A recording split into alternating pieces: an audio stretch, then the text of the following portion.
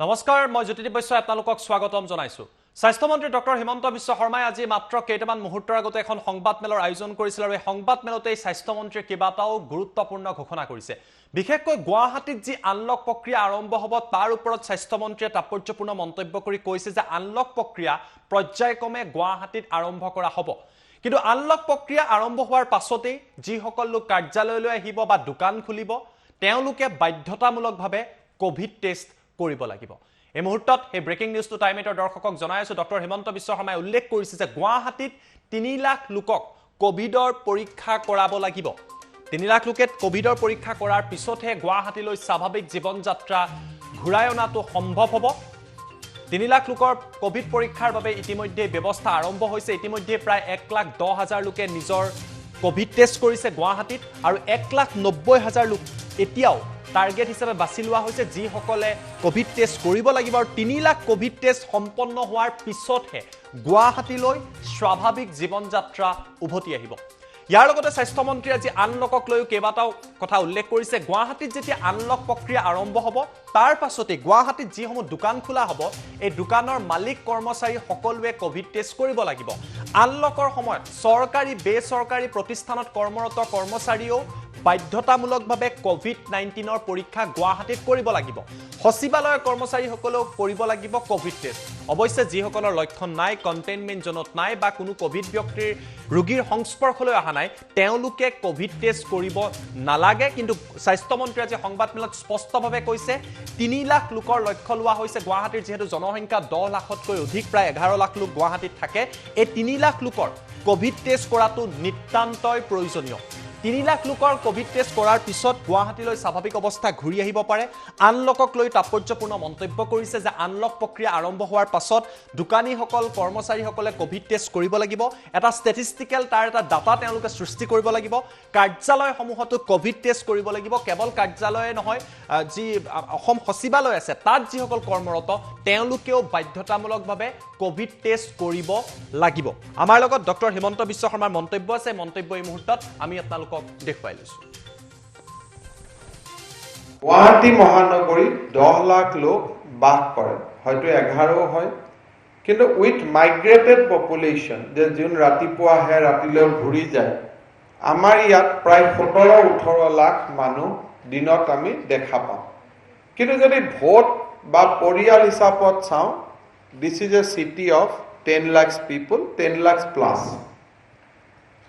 আমাৰ টাৰ্গেট হ'ব যে আমি যদি কোভিডৰ পৰা ৰক্ষা পাব খুজিছো আমি 3 লাখ মানুহক টেষ্ট কৰিব লাগিব unless we test 3 lakhs people আমি হয়তো কোভিডৰ পৰা মুক্ত হ'ব নোৱাৰিম কাৰণ নিটো দ্ৰুত গতিত পৰিৱেশ সলনি হৈছে আৰু 3 লাখ মানুহক আমি টেষ্ট কৰিব পাৰিলেহে আমি এই বেমাৰৰ পৰা মহানগৰবাসীক ৰক্ষা কৰিব পাৰিম মহানগৰীত 1,10,000 ব্যক্তিক আমি পৰীক্ষা কৰিছো তাৰ মানে 1,90,000 ব্যক্তিক আমি আৰু টেষ্টিং কৰিব লাগিব অহা সপ্তাহৰ পৰা আজি আমাৰ যি CCC কোভিড কেয়াৰ চেণ্টাৰ আছে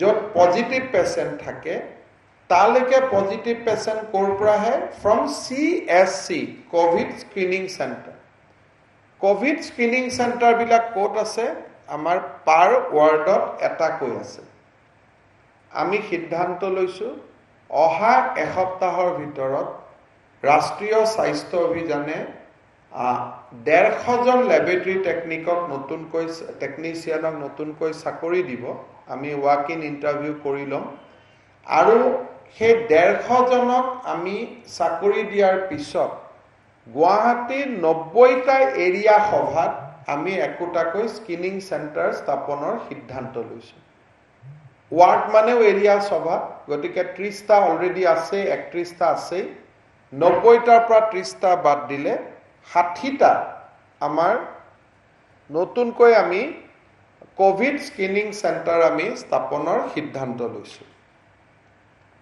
কিন্তু যিসকলৰ নিযুক্তি হ'ব তেওঁলোকৰ স্থায়ী নিযুক্তি হ'ব পিছত আমি আন কামত তেওঁলোকক ব্যৱহাৰ কৰিম সো এতিয়া ৱাৰ্ডত নহয় এৰিয়া সভা অনুযায়ী আমি অহা 22 বা 23 তাৰিখৰ পৰা আমি কোভিড স্ক্ৰিনিং চেণ্টাৰ আমি আৰম্ভ কৰিম। অৱশ্যে প্ৰতিজন ব্যক্তিকে RT-PCR টেষ্ট কৰিব লাগে বুলি কথা নাই, আমি এন্টিজেন টেষ্ট কৰিম। আৰু গুৱাহাটীত যেতিয়া আনলক প্ৰক্ৰিয়া আৰম্ভ হ'ব, দোকানত কাম কৰা ব্যক্তি, তেওঁলোকৰ কৰ্মচাৰী, কাৰ্যালয়ত অফিচত অহা ব্যক্তি এখেতসকলে বাধ্যতামূলকভাৱে কোভিড টেষ্ট কৰিব লাগিব। কাৰণ নহ'লে দোকানত যদি ব্যক্তি আহে, কোনোবাই বস্তু কিনিব যাওঁতে ভাল মানুহ এজনক নোহোৱা মানুহ এজনে কোভিড দি দিব।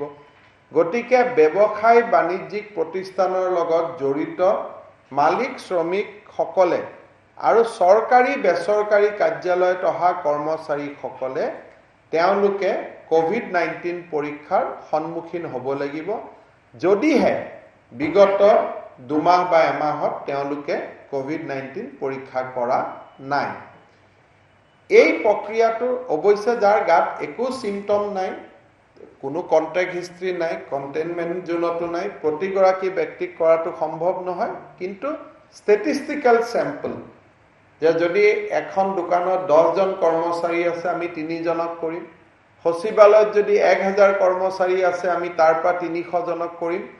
এই ধৰণে আমি টেষ্টিং ফিগাৰটো বঢ়াবৰ কাৰণে আমি চেষ্টা কৰিছোঁ।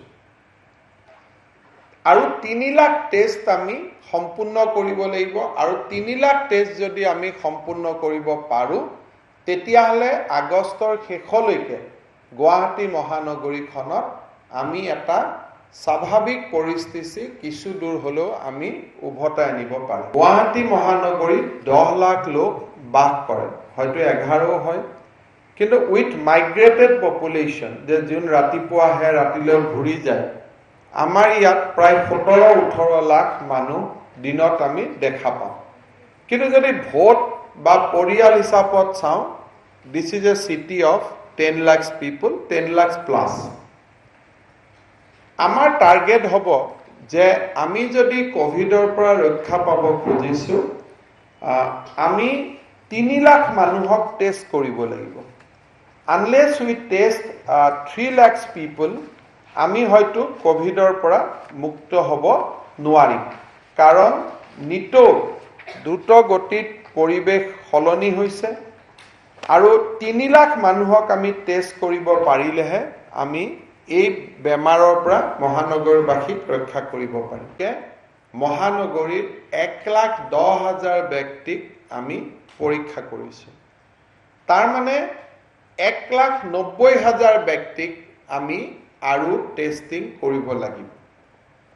অহা সপ্তাহৰ পৰা আজি আমাৰ যি CCC কোভিড কেয়াৰ চেণ্টাৰ আছে, য'ত পজিটিভ পেচেণ্ট থাকে, তালৈকে পজিটিভ পেচেণ্ট ক'ৰ পৰা আহে? From CSC COVID screening centre. COVID screening চেণ্টাৰবিলাক ক'ত আছে? আমাৰ পাৰ ৱাৰ্ডত এটাকৈ আছে। আমি সিদ্ধান্ত লৈছোঁ অহা এসপ্তাহৰ ভিতৰত ৰাষ্ট্ৰীয় স্বাস্থ্য অভিযানে 150জন লেবৰেটৰী টেকনিচিয়ানক নতুনকৈ চাকৰি দিব। আমি ৱাক ইন ইণ্টাৰভিউ কৰি ল'ম, আৰু সেই 150জনক আমি চাকৰি দিয়াৰ পিছত গুৱাহাটীৰ 90টা এৰিয়া সভাত আমি একোটাকৈ স্ক্ৰিনিং চেণ্টাৰ স্থাপনৰ সিদ্ধান্ত লৈছোঁ। ৱাৰ্ড মানেও এৰিয়া সভা, গতিকে 30টা অলৰেডি আছে, 31টা আছেই। 90টাৰ পৰা 30টা বাদ দিলে 60টা আমাৰ নতুনকৈ আমি কোভিড স্ক্ৰিনিং চেণ্টাৰ আমি স্থাপনৰ সিদ্ধান্ত লৈছোঁ। কিন্তু যিসকলৰ নিযুক্তি হ'ব, তেওঁলোকৰ স্থায়ী নিযুক্তি হ'ব, পিছত আমি আন কামত তেওঁলোকক ব্যৱহাৰ কৰিম। এতিয়া ৱাৰ্ডত নহয়, এৰিয়া সভা অনুযায়ী আমি অহা 22 বা 23 তাৰিখৰ পৰা আমি কোভিড স্ক্ৰিনিং চেণ্টাৰ আমি আৰম্ভ কৰিম। অৱশ্যে প্ৰতিজন ব্যক্তিকে RT-PCR টেষ্ট কৰিব লাগে বুলি কথা নাই, আমি এন্টিজেন টেষ্ট কৰিম। আৰু গুৱাহাটীত যেতিয়া আনলক প্ৰক্ৰিয়া আৰম্ভ হ'ব, দোকানত কাম কৰা ব্যক্তি, তেওঁলোকৰ কৰ্মচাৰী, কাৰ্যালয়ত অফিচত অহা ব্যক্তি এখেতসকলে বাধ্যতামূলকভাৱে কোভিড টেষ্ট কৰিব লাগিব। কাৰণ নহলে দোকানত যদি ব্যক্তি আহে, কোনোবাই বস্তু কিনিব যাওঁতে ভাল মানুহ এজনক নোহোৱা মানুহ এজনে কোভিড দি দিব। গতিকে ব্যৱসায় বাণিজ্যিক প্ৰতিষ্ঠানৰ লগত জড়িত মালিক শ্ৰমিক সকলে আৰু চৰকাৰী বেচৰকাৰী কাৰ্যালয়ত অহা কৰ্মচাৰীসকলে তেওঁলোকে কোভিড-19 পৰীক্ষাৰ সন্মুখীন হ'ব লাগিব। যদিহে বিগত 2 মাহ বা এমাহত তেওঁলোকে কোভিড-19 পৰীক্ষা কৰা নাই। এই প্ৰক্ৰিয়াটো অৱশ্যে যাৰ গাত একো চিমটম নাই, কোনো কন্টেক্ট হিষ্ট্ৰি নাই, কণ্টেইনমেণ্ট জোনতো নাই, প্ৰতিগৰাকী ব্যক্তিক কৰাটো সম্ভৱ নহয়। কিন্তু ষ্টেটিষ্টিকেল চেম্পল যে যদি এখন দোকানত 10 জন কৰ্মচাৰী আছে, আমি 3 জনক কৰিম। সচিবালয়ত যদি 1000 কৰ্মচাৰী আছে, আমি তাৰ পৰা 300 জনক কৰিম। এই ধৰণে আমি টেষ্টিং ফিগাৰটো বঢ়াবৰ কাৰণে আমি চেষ্টা কৰিছোঁ। আৰু 3 লাখ টেষ্ট আমি সম্পূৰ্ণ কৰিব লাগিব। আৰু 3 লাখ টেষ্ট যদি আমি সম্পূৰ্ণ কৰিব পাৰোঁ, তেতিয়াহ'লে আগষ্টৰ শেষলৈকে গুৱাহাটী মহানগৰীখনত আমি এটা স্বাভাৱিক পৰিস্থিতি কিছু দূৰ হ'লেও আমি উভতাই আনিব পাৰোঁ।